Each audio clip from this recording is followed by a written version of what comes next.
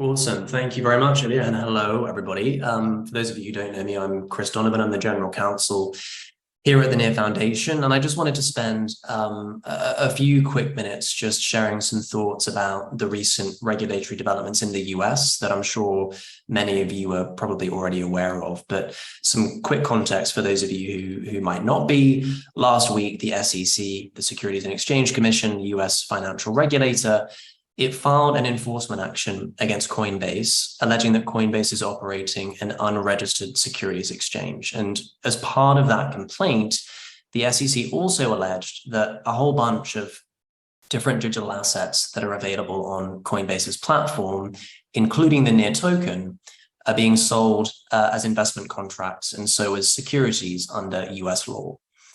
Now, a lot of you might have seen that we released a public statement last week, actually, covering off our views about those developments and confirming that, we disagree with the inclusion of the NEAR token in the complaint, and that in any case, more generally, we're not unduly concerned by the development.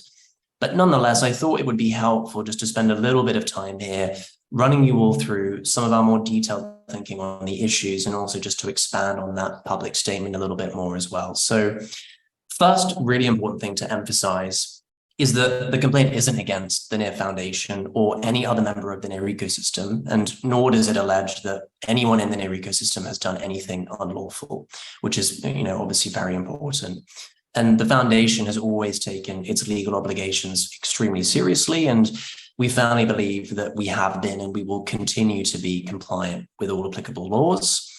And of course, like I mentioned at the top, we also disagree with the inclusion of the NEAR token in the complaint. But notwithstanding that, in any case, it's important to recognize that the complaint doesn't specifically target the NEAR ecosystem, right? There are many other tokens, other ecosystems that are included in the Coinbase complaint, so 12 others, in fact. And actually, over the last 6 to 12 months, the SEC has actually designated over 55 tokens as securities, right? So in our view, the complaint is very much a reflection of how the SEC is thinking about approaching our industry as a whole, right? And Chair Gensler at the SEC, he's routinely stated that he thinks all digital assets are securities, and that actually is a view that's considered untenable by many lawyers, many policymakers, and other commentators, particularly when there is currently no viable route to registration or compliance for projects in the US, right? So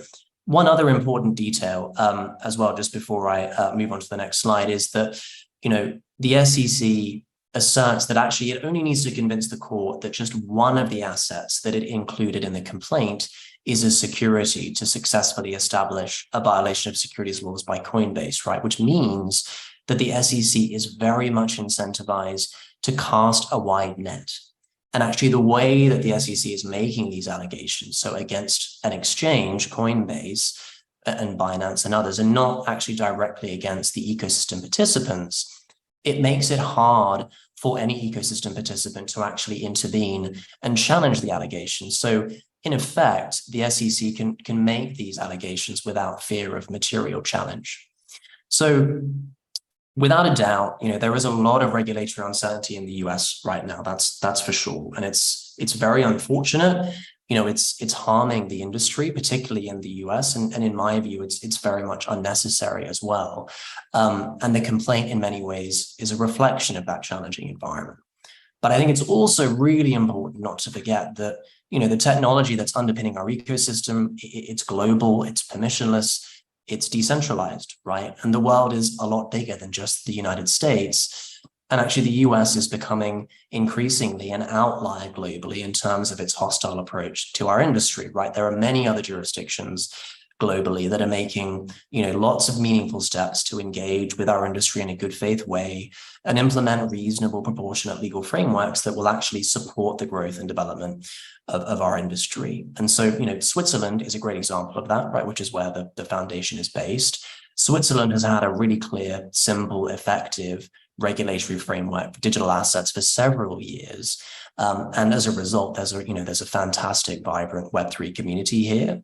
And it's important to recognize as well that actually under Swiss law, under that framework, the NEAR token's been deemed to be a payment token and not a security. Now, we've always believed that reasonable, proportionate regulation is essential, right, for the global growth and adoption of Web3 technology. And that was a big part, actually, of the policy principles piece that we published a few months ago. I'd encourage everyone to give that a read, because it sets out what drives the foundation in the policy and advocacy work that we do, but also how we think more broadly about the global regulatory environment. There's a lot of important geopolitical shifts kind of happening at the moment as different jurisdictions compete to embrace our industry. And we also actually have some exciting policy announcements coming up in the next few weeks as well. So very much watch this space.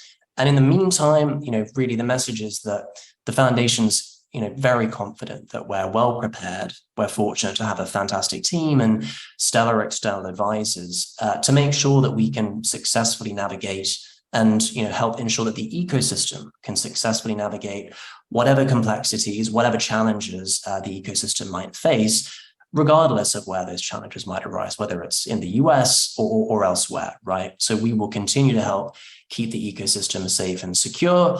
And in the meantime, it's business as usual, and we should all try and focus on what's important and do our best to not let ourselves get distracted. And